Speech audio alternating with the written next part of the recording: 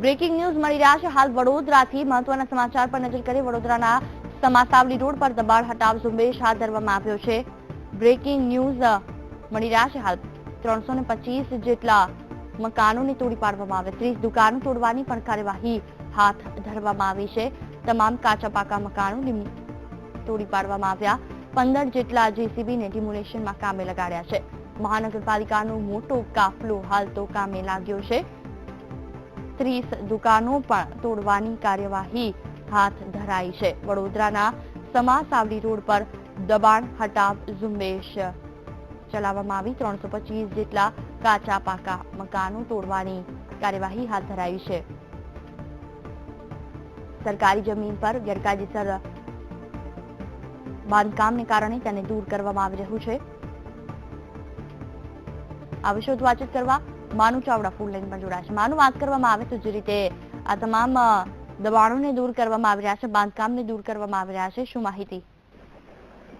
જુહી, આ જે વડોદરાનો સમા વિસ્તાર છે અને અમદાવાદથી વડોદરાનું જે પ્રવેશ દ્વાર ગણાય એ ત્યાં સમા તળાવ આવેલું છે અને તળાવના બ્યુટિફિકેશન માટે આ જગ્યા ખાલી કરવાની છે। આ તમામ જગ્યા છે સરકારી છે, પરંતુ 300 જેટલા ત્યાં કાચા પાકા મકાનો બની ગયા હતા। આ તમામ મકાનો ઉપરાંત 40 જેટલી દુકાનો પણ ત્યાં જે સ્થાનિકો છે દબાણદારોએ ત્યાં બનાવી હતી। આ તમામને તોડી પાડી અને આ તમામ લોકોને અન્ય જગ્યાએ મકાનો વૈકલ્પિક આપી અને ખસેડવામાં આવ્યા છે। આજે આ તમામ કાર્યવાહી કરી અને મકાનો ખાલી કરવામાં આવ્યા હતા। વહેલી સવારથી જ લોકોએ સ્વેચ્છાએ મકાનો ખાલી કરવાની કામગીરી શરૂ કરી હતી। 9 વાગ્યાથી વડોદરા કોર્પોરેશનના 15 જેટલા જેસીબી કામે લગાડવામાં આવે છે અને આ 300 જેટલા જે મકાનો છે એ તોડી પાડવાની અત્યારે કાર્યવાહી હાથ ધરવામાં આવી છે।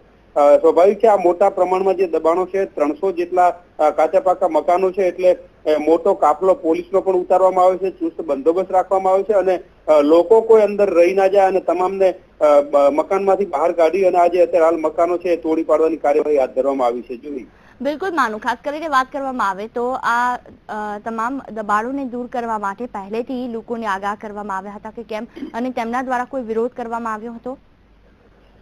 જુહી, આ પ્રોસેસ છે છેલ્લા 2 મહિનાથી ચાલતી હતી।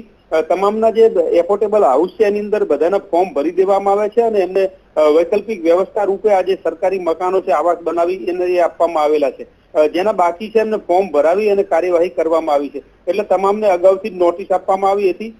ખાસ કરીને ગઈકાલે દબાણ હટાવવાના હતા, તેમ છતાં થોડા લોકોનો સામાન ને બધું અંદર હતું એટલે ગઈકાલે કાર્યક્રમ બંધ રાખવામાં આવ્યો હતો, પણ આજે વહેલી સવારે આ ટીમો પહોંચી હતી અને મકાનો લોકો સ્વેચ્છાએ ખાલી કરી અને પોતાનો સામાન છે ખસેડી લીધો હતો અને ત્યારબાદ કોર્પોરેશને કાર્યવાહી હાથ ધરી છે।